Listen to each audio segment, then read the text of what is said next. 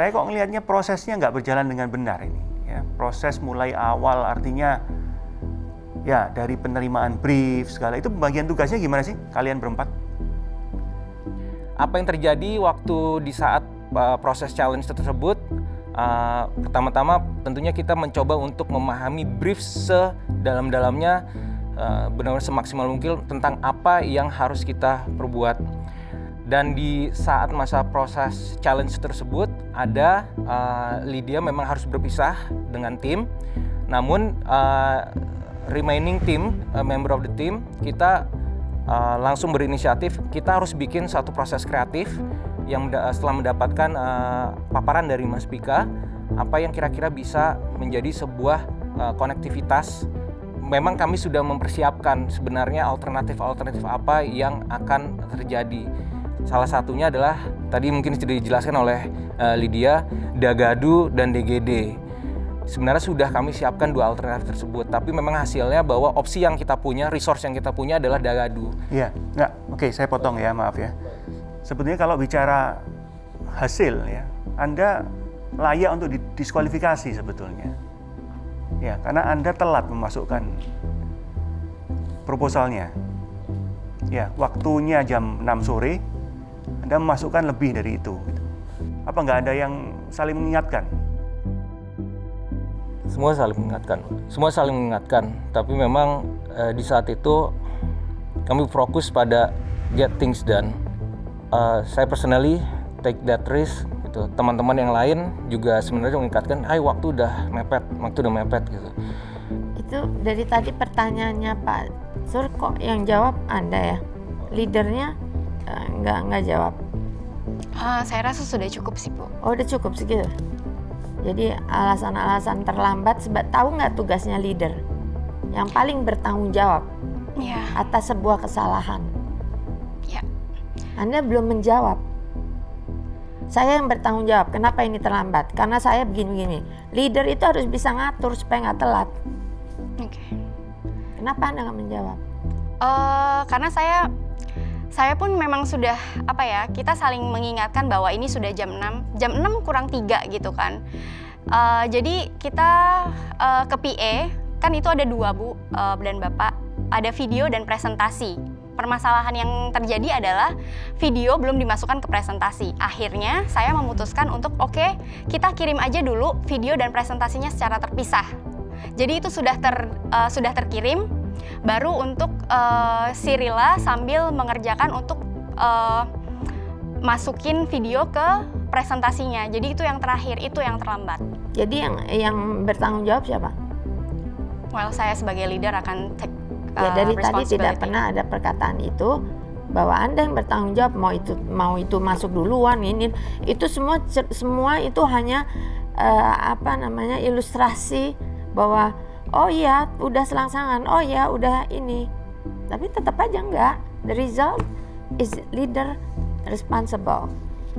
Tapi kalau dari ininya enggak, makanya saya bertanya peranannya leadernya di mana di situ dalam mengarahkan, dan walaupun tentu minta masukan. Kalau masukan dari Anda gimana terhadap proses ini?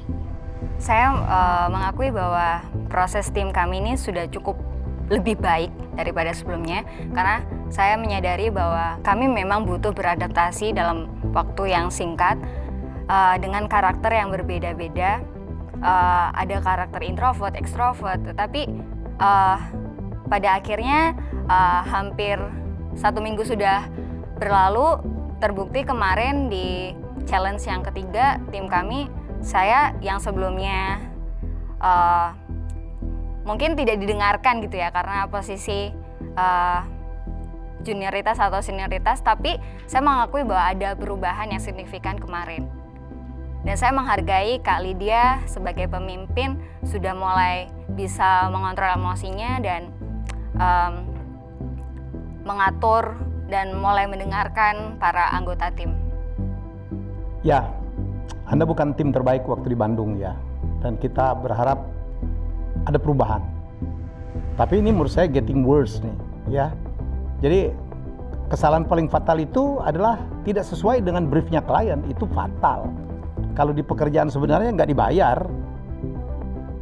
Ya, jadi kita sekarang udahlah. Kita cuma kepengen ngelihat kekompakan tim, apakah tim ini, bagaimanapun orang sukses itu tim player, ya. Tanya sama apa Mas Handoko, tanya apa beliau, tanyalah ke saya. Nggak ada orang sukses sendiri. Kita hanya ingin agar adik-adik sekalian menjadi apa leader-leader bisnis yang makin baik. Got it ya? Oke, no hard feeling. Ya, ya ini Bu Antarina, Spika dari Mas Handoko ya sebagai coach. Kemudian Pak Sur ya, di event ini kita tidak cuma bagi-bagi hadiah, tetapi you get a very valuable lesson. Ya, oke, that's all for me. Oke, terima kasih. Makasih Mas Handoko. Mas Handoko, terima kasih. Terima kasih Pak, Bu. Secara overall sebenarnya dari performa tim menurut saya sih sebenarnya ada improvement. Tapi lagi-lagi di saat namanya kita teamwork, kita harus jadi team player ya tentunya. Nah, untuk jadi seorang team player nggak hanya presence, tapi kalau menurut saya sih karakter dan skill set itu harus terpenuhin. Kalau misalnya nggak ada dua hal tersebut, saya rasa juga agak sulit. Ya jujur aja tadi itu udah mungkin karena juga udah lelah, jadi kayak ya udah deh gitu loh. Dan intinya sih catatan buat saya aja sih kalau as a leader, then you gotta be bener-bener firm dan lebih tegas lagi.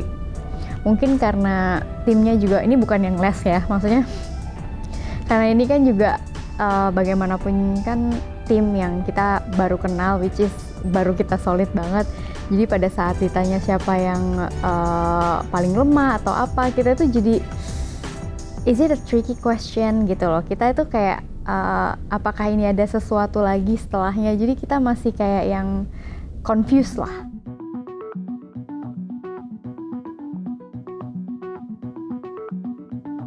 Salam diplomat. Kami siap bikin gebrakan. Borobudur. Saya masih ingat pertama kali saya melihat gambar Borobudur. Itu zaman masih SD. Ada poster 7 keajaiban dunia. Borobudur itu ternyata luar biasa gitu. Borobudur yang sudah menjadi saksi di Indonesia sejak 780 Masehi, sempat terkubur Gunung Merapi, sempat ada kejadian pengeboman, masih berdiri tegak di tengah-tengah Pulau Jawa. Biasanya ketika kita lihat Borobudur itu ramai sekali. Tapi ketika kita ke sana kemarin, hanya ada rombongan kami yang ada di sana. Dan ini berpengaruh kepada masyarakat sekitar juga yang menggantungkan hidupnya ke sana. Nah, kami ingin membangkitkan kembali Borobudur dan kami yakin Borobudur itu pasti akan bangkit lagi setelah 2020 ini. Kami ingin menyebarkan pesan ini melalui sebuah desain dengan ikon Borobudur stupa yang terbentuk dari 100% rocks, kuat, teguh, dan resilience. Dan setelah 2020 ini, di belakangnya ada sunrise, matahari terbit. Borobudur pasti akan kembali lagi. Dengan pesan Borobudur Way, since 780 Masehi, still standing throughout 2020 Masehi. Pesan ini akan kami sebarkan dengan bekerja sama dengan DGD Indonesia. DGD Indonesia ini adalah brand yang ingin mengangkat nilai-nilai budaya Indonesia tidak sebatas di Yogyakarta saja, ke anak-anak muda seperti ini. Keren sekali. Jadi desain ini akan disebarkan melalui sebuah kaos, dan kami akan melakukan aktivasi campaign juga untuk menyebarkan ini. Oleh karena itu, jika kita ingin membuat sebuah campaign, tentu yang utama adalah mengenai customer base-nya. Kita harus meningkatkan awareness, baik itu dari existing, dari customer-nya DGD dan juga PT TWC, tapi juga kita bisa juga acquire new market. Nah, ketika kita sudah tahu customer base-nya, kita baru craft the offering. Apa yang ingin kita tawarkan, dan apakah tawaran tersebut cukup appealing dan memiliki experience yang baik bagi customer. Dan untuk membuat sebuah kampanye, tentu kita harus mengetahui perilaku dari customer-nya kan. Jadi kami melakukan pendalaman terhadap 110 responden, dan ada beberapa insight yang menarik. Ternyata sama seperti saya, kalau misalnya wisatawan itu beli oleh-oleh gitu. Nah, hal ini menjadi landasan bagi kami untuk menyampaikan pesan dalam bentuk kaos. Untuk mendukung penawaran-penawaran yang tadi sudah disampaikan oleh Mbak Anissa, kami melakukan beberapa strategi dan kami akan memulainya dengan aktivasi secara online. Strategi pertama yang akan kami lakukan adalah campaign di Instagram dan di TikTok. Kedua platform ini sangat efektif untuk meningkatkan brand awareness dari suatu brand. Dan yang kedua yang kami lakukan adalah kami akan melakukan Instagram Live dengan influencer untuk memperluas exposure dari campaign ini. Dan yang ketiga, ketika kedua hal tersebut sudah terbentuk, kami akan memberikan virtual experience kepada mereka dengan membuat virtual trip yang nantinya akan dipandu oleh influencer. Harapannya adalah dengan virtual experience ini bisa menghadirkan nostalgia dan juga kerinduan orang-orang di luar sana untuk datang ke Borobudur.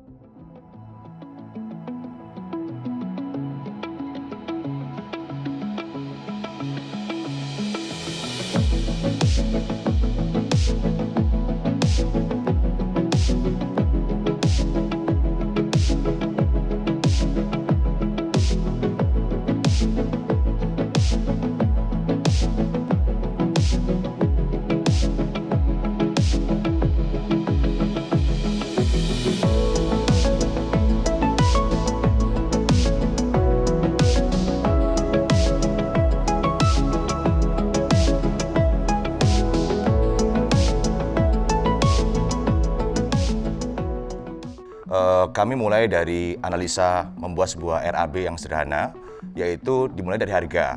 Dari 3 paket yang ditawarkan, itu kita bundling dengan harga Rp200.000 sampai Rp350.000. Di luar itu, dari 3 paket kami juga menjual t-shirt secara retail dengan harga Rp180.000 per piece-nya. Selama masa campaign yang akan dijalankan dalam 1 bulan, sales target kami diproyeksikan adalah di 12.000 packages yang akan kita keluarkan, dan itu mengenerate revenue harapannya di sekitar Rp2,3 miliar. Tentu ini semuanya ada anggaran. Ada 4 pos anggaran yang perlu diperhatikan. Ada COGS untuk t-shirt, yaitu adalah nge-build atau memproduksi t-shirtnya. Kemudian ada biaya operasional, biaya iklan, dan biaya influencer. Dengan menelan biaya kurang lebih Rp1,9 miliar. Ada sedikit note di mana untuk souvenir yang kami belanjakan ini adalah sebenarnya membeli dari produk-produk yang ada di UMKM di area setempat. Jadi ini anggaran sebenarnya. Dengan harapan kami bisa mengenerate nantinya adalah surplus pada campaign ini sebesar Rp400 juta. Kenapa ini menjadi penting? Karena surplus ini artinya PT DGD Indonesia dapat melakukan aktivasi ekonomi pariwisata. Saya rasa sekian dari tim kami.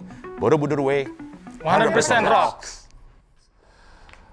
Saya cukup happy terus terang atas presentasinya ya. Secara brief yang saya berikan ke teman-teman artinya memang didengar atau memang bisa dipahami, sehingga teman-teman sudah tepat untuk membuat suatu produk kaosnya memakai brand DGD Indonesia.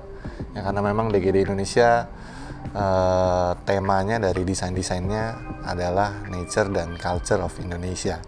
Dan juga benar sekali bahwa Borobudur terletak di Jawa Tengah, Magelang. Jadi tentunya teman-teman nggak bisa pakai brand Dagadu dan sister brand lainnya. Nah, mungkin yang jadi pertanyaan saya sih sebenarnya hanya satu. Mau melakukan campaign yang seperti ini selama berapa lama? Karena pasti orang-orang akan bosen istilahnya ya. Dan juga mungkin satu lagi, apa benar selling the produknya hanya dengan menggunakan influencer ataupun yang seperti tadi? Are you sure you can sell for berapa tadi? 60.000 piece? 12.000. Sorry, 12.000 piece in a month. Are you sure? Ya, kemarin juga itu sebenarnya belajar dari Na Project yang ada di Bandung, Pak. Jadi mereka itu melaunching produk sepatunya dengan menggunakan kekuatan influencer. 1 bulan mereka jual lebih dari 30.000 piece. So I think itu kayak sepertinya masih memungkinkan sih. Key pointnya adalah memilih influencer yang tepatnya itu sih. Jadi memang kalau misalnya produk dengan konten, dengan influencernya tepat, memang bisa boom gitu ya. Tapi memang kalau misalnya nggak tepat, it's not working. Barusan yang berkomunikasi, menjual ideasnya, sellingnya, Anda bertiga. Robby diem aja, baru terakhir ngomong, menjelaskan. Sebenarnya sih semua berkontribusi, Bu. Justru itu yang menjadi beban saya. Artinya saya ini somehow itu orangnya nggak tegaan, artinya saya itu harus membawa tim ini harus berhasil gitu. Apalagi dengan pengalaman kemarin yang di Bandung tuh saya kehilangan temen itu nggak enak ya mungkin. Siapa yang hilang kemarin? Mas Pungki. Iya, Mas Pungki. Iya. Ya saya harus berjuang sih. Saya harus mempertahankan tim saya intinya. In some way atau the best way. And then how did you do that? Pertama, saya lihat dari teman-teman potensinya di mana, gimana saya bisa nge-approach masing-masing karakter sih ceritanya. Intinya it's about driving the people ya. Plus minus karakter dari 3 teman Anda apa? Mas Simul kebetulan menjadi roommate baru, jadi saya bisa lebih mengenal roommate yang baru. Jadi saya lihat dia mirip-mirip dengan saya sebenarnya, mirip-mirip. Pemikiran juga dalam, jadi tidak melihat segala sesuatu dari luarnya ceritanya. Saya nggak bisa melihat kelemahannya saat ini. Saya justru mencari untuk pairingnya. Kamu ini baik banget ya. Saya pairingnya aja sih, Bu. Mbak Nisa ini orang yang saya lihat energinya luar biasa, energinya dan terus ingin memberikan kontribusi, which is very good karena tentu dengan tim yang aktif itu ada anggota yang aktif itu akan mengaktifkan yang lain, katanya gitu, mengaktifkan yang lain. Kalau Mas Afim ini sebenarnya adalah balancer, kalau saya bilang balancernya, karena saya ini mungkin seperti tadi Ibu bilang mikir gitu kan, untung belum rontok aja rambutnya kayak gitu kan. Jadi tapi dengan ada Mas Afim ini membalance kami berempat. Ya, kalau Mas Pika sebagai klien gitu ya, udah cukup happy, ya berarti Anda sudah cukup bagus gitu ya. Mestinya, karena kliennya happy kok. Jadi, it's all about klien lah. Oke, cukup? Ya, thank you. Coach. Terima kasih. Terima kasih, Coach Aryo. Lo apain Aryo nih? Oke, terima kasih, Pak. Cukup menyenangkan sih karena dirasa tepat sasaran lah dari CEO Dagadunya puas katanya. Terus kayak dari Dekomnya juga yang ngasih pertanyaannya nggak begitu berat, cuman pertanyaan yang berikutnya tuh yang wah mikir susah gitu kan. Ini adalah challenge yang terakhir di mana kebetulan aku nge-lead ya. Dan ini satu kesempatan dalam arti dalam beberapa hari mulai mengenal. Jadi memang butuh waktu untuk berkenal dengan tim ya. Untuk nge-lead tim yang baru yang kita nggak kenal sama sekali itu kayaknya bakal jauh lebih sulit sih. Tapi aku sendiri udah kenal ya dalam beberapa hari itu. Dan di situ kayaknya memang pembacaan karakter tim itu sangat penting. Meskipun kita bukan menjustifikasi karakter seseorang. Cuman bagaimana kita bisa mengeksplor lebih, mengeksposure tim kita. Sehingga mereka akhirnya bisa mendeliver sesuatu yang terbaik dari mereka sih. Itu aku rasa sangat penting.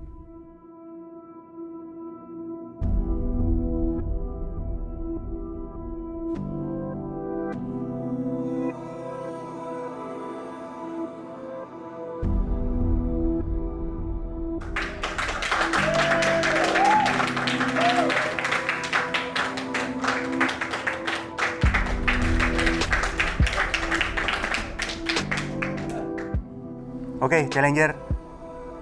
Tadi kita sudah dengarkan 4 tim presentasi terhadap tugas yang diberikan di kota Yogyakarta ini. Sekarang tiba saatnya kita akan masuk di proses siapa yang harus dieliminasi.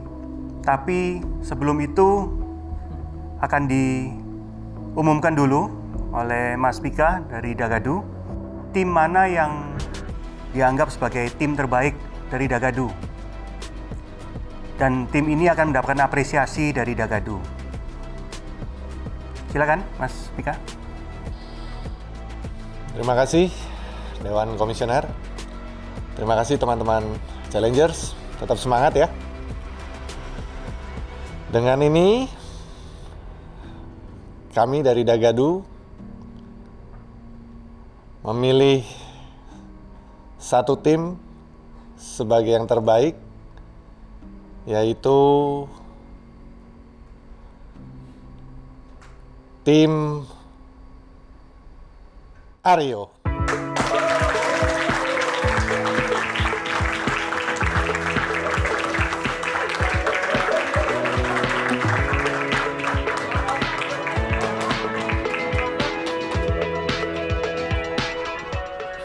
ini saya berikan kepada tim Aryo, Mas Robi sebagai ketuanya. Terima kasih. Di dalamnya ada isinya dompet legenda Dagadu yang hanya diproduksi 25 tahun sekali.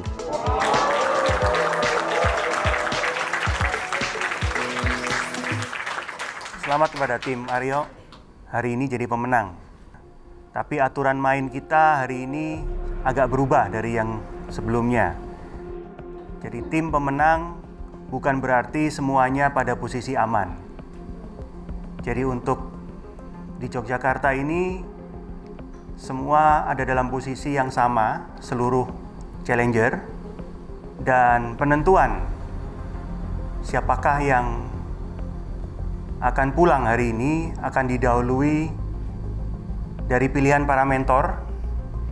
Jadi saya tahu memang tidak mudah buat para mentor memilih siapa dari anggota timnya yang nantinya akan dipilih atau akan dieliminasi.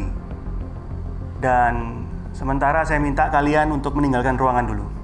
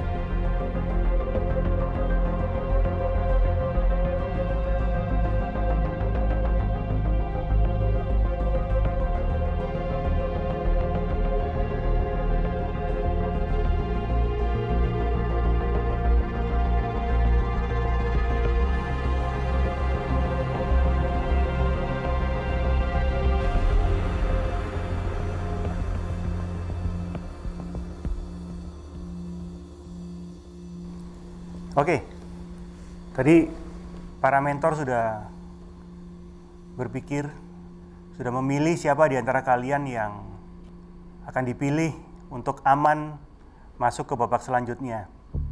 Jadi akan dipilih masing-masing tim, ya, masing-masing tim akan dipilih 2 orang yang akan dinyatakan aman untuk maju ke babak selanjutnya nanti di Surabaya.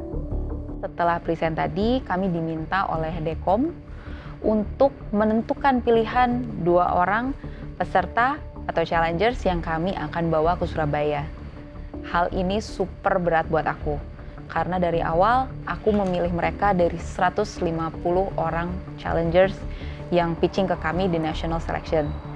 Jadi memang timku sudah mendapat tempat spesial di hatiku. Jadi even ketika aku diminta untuk membawa 2 orang, aku nggak bisa membayangkan apa yang terjadi sama 2 yang lainnya. Karena biar gimana, I'm invested in them. Gitu, aku percaya banget sama dia. Tapi aku juga nggak boleh egois. Dalam arti kata gini, ketika challengers datang ke DSC, mereka pasti punya suatu agenda apa yang mereka mau belajar untuk bisnisnya masing-masing.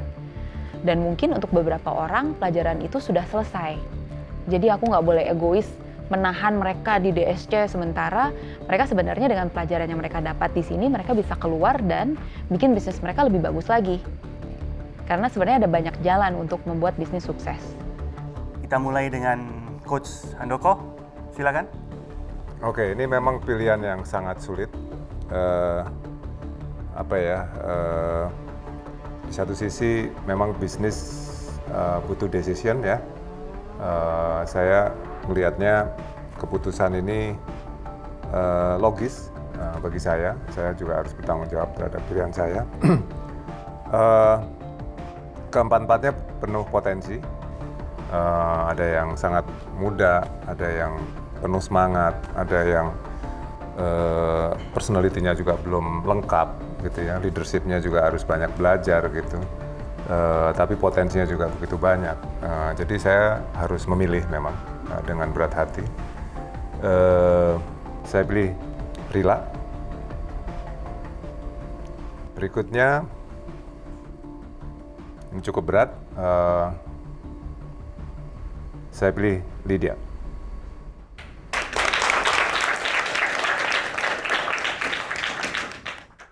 Berikutnya Coach Ines, silakan. Saya sudah I choose you guys personally. I believe in you and in your business. Cuma ingat dari awal saya bilang start with an end in your mind. Saya memilih challengers Rengkuh.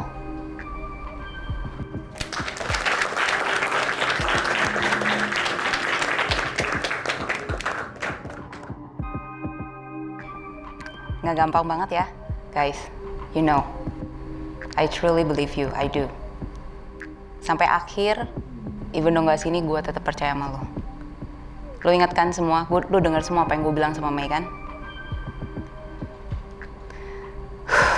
Here goes.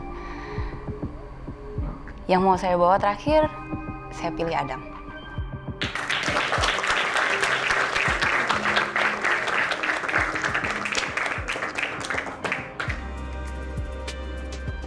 Berikutnya Coach Aryo, silakan. Kita bareng-bareng kalian secara tim itu luar biasa banget di challenge yang kedua ini terutama. I'm very happy about it. Tapi dari awal gue juga udah bilang bahwa there's a winner in here. Dan gue harus pilih sama-sama punya keputusan berat semua. Jadi here goes nothing. Yang pertama gue pilih Robi.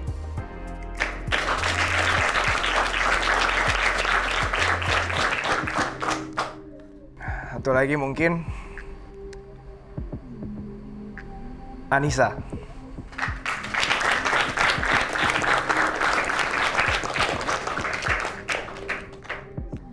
Yang terakhir Coach Helga.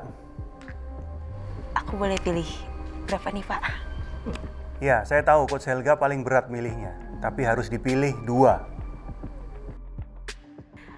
Mungkin jadi sebelum aku milih, aku mau share juga ya. Maksudnya sebenarnya aku kalau boleh milih empat-empatnya ini aku benar-benar pengen perjuangin sampai Surabaya. Kenapa?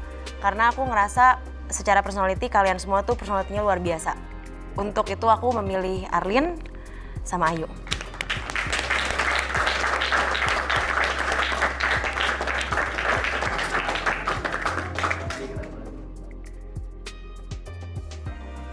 Silakan kalian berjajar.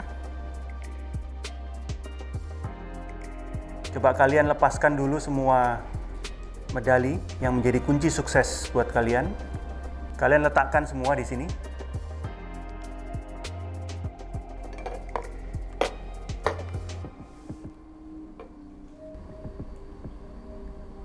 Jadi saya mulai dengan Flo, silakan maju ke depan. Bu Antarina, bagaimana? Apakah Flo cukup layak untuk maju ke babak selanjutnya menurut Bu Antarina?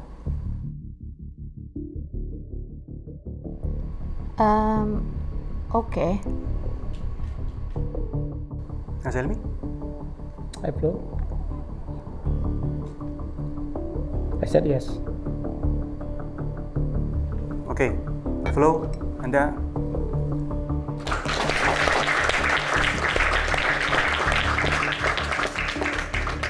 Hendy, silakan.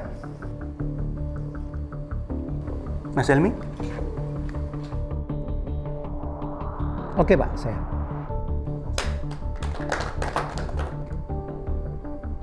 I said yes. Hey.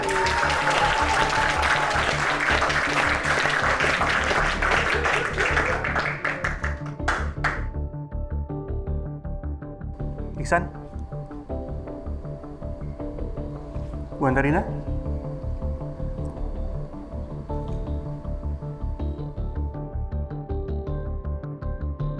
I think I said yes.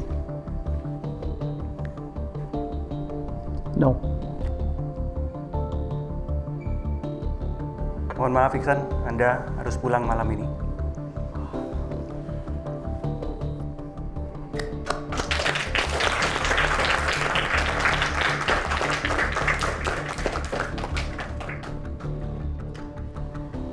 Erdi? Mas Elmi? Improve, Pak. I said yes. I said no.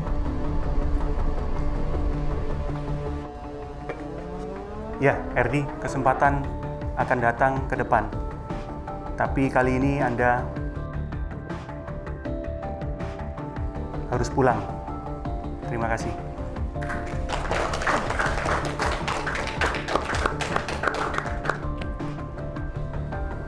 Angie?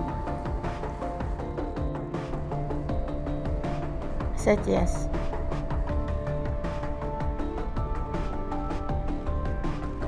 Sorry, no.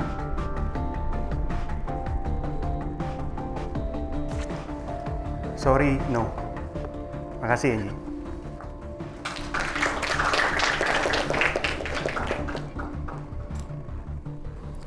Afin.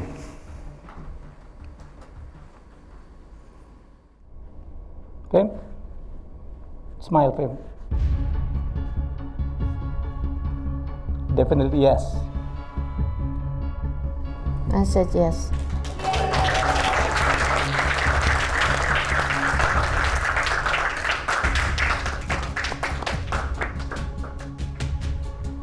Intan.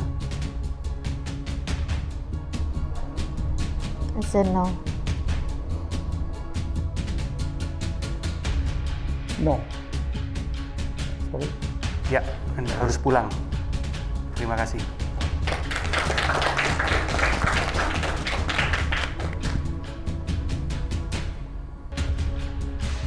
Dedi, silakan.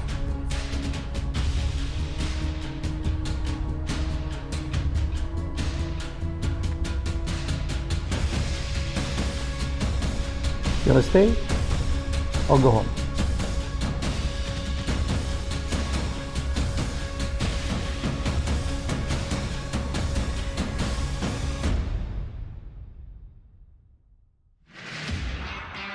Mereka yang sukses adalah mereka yang sering gagal tapi kemampuannya bangkit kembali. Bounce back-nya itu yang menyebabkan seorang itu sukses. Bukan orang yang sudah dari sejak awal dia menikmati sukses sehingga tidak belajar bagaimana menghadapi kegagalan.